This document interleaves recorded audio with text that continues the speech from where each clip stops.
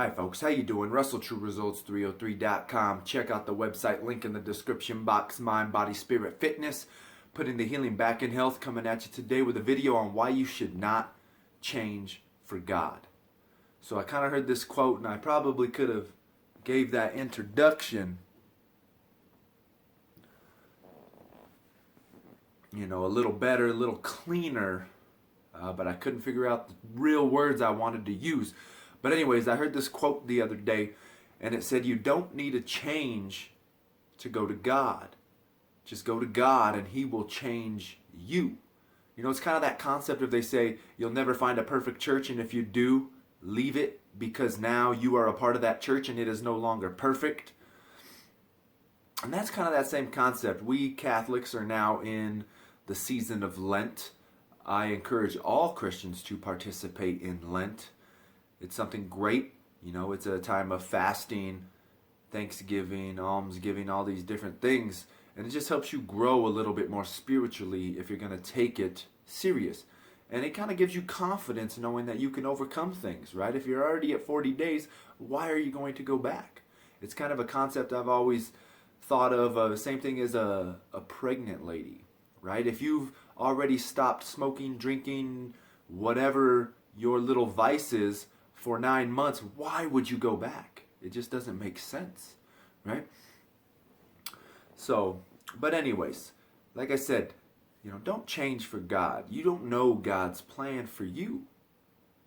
You might be changing something that He values.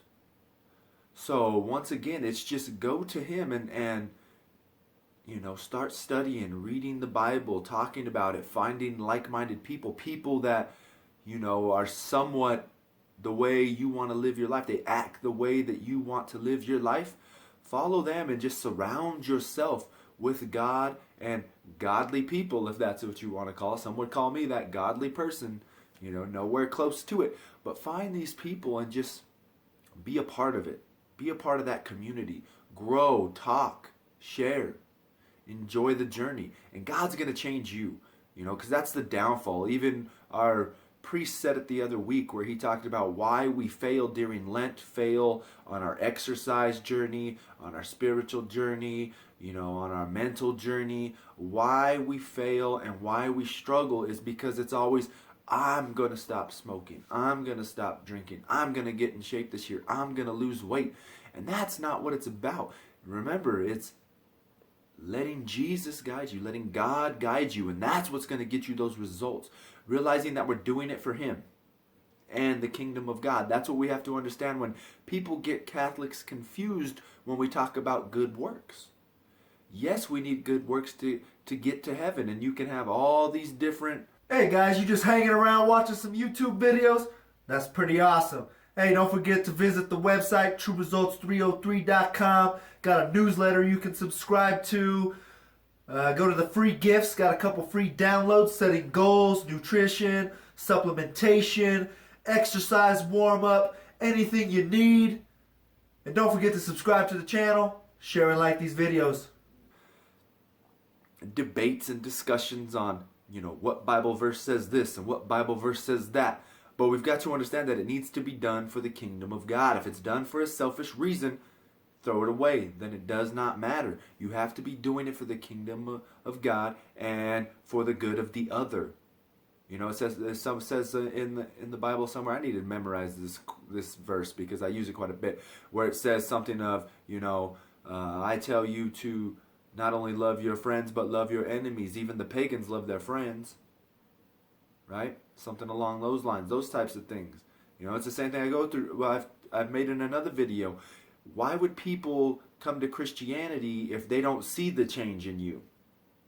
Why do they want to be a part of that? Why do they want to be a part of a community where it says you have to give us 10% of your money, to God. Give 10% of your money to God. Come to church every Sunday. Participate in some Bible studies. Do some volunteer work. That's taking time out of your day where you're weak. Money out of your pocket. And why are people going to participate in the gift of God, the gift of Jesus, if they don't see it working within you? If it's not working within you and you are the only view of Jesus that they see in their lives, and they see you just still partying it up every weekend, doing this and doing that and acting dumb, why are they going to change? Why are they going to join the movement? Why are they going to come to God when they have not seen any great change in you? Right? So once again, don't change for God. Let God change you. Let Him mold you to what He wants you to be. You never know what trait that He values that maybe you don't. If you look up Father Larry Richards, and he talks about it all the time. You know, he's kind of a jerk a little bit. He'll admit it. He admits it in a lot of his homilies, you know. And what he says is, but it's me. It's the way God made me. I'm not going to change that. He's all, yes, I try to tone it down in certain cases, but for the most part, I'm going to be me. I have that. I'm that tough love guy. You know, he said he was, I think, a chaplain or a teacher at a school. He said, I walk down the halls and I punch a kid in the arm. He's like, what are you doing, Father? So I just want to let you know I love you. You know, so that's what I struggle with. I'm sarcastic.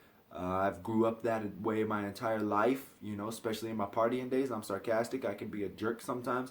And for a long time, I thought I needed to eliminate that from my lifestyle. But the truth of the matter is, no, there's just a different way I can go about it without being perverted, without cussing, you know, using profanity, and just using it in a proper way. There's nothing wrong with being sarcastic and joking and things like that, because unfortunately the truth hurts, so you're going to have to say some things that people don't like. Especially when it comes to Christianity, trying to talk about Jesus, people don't want to hear that in a day of so-called political correctness, right? So now I'm getting totally off topic, so I'm going to end it right there. But once again, I hope this helps. Subscribe to the channel, share and like these videos.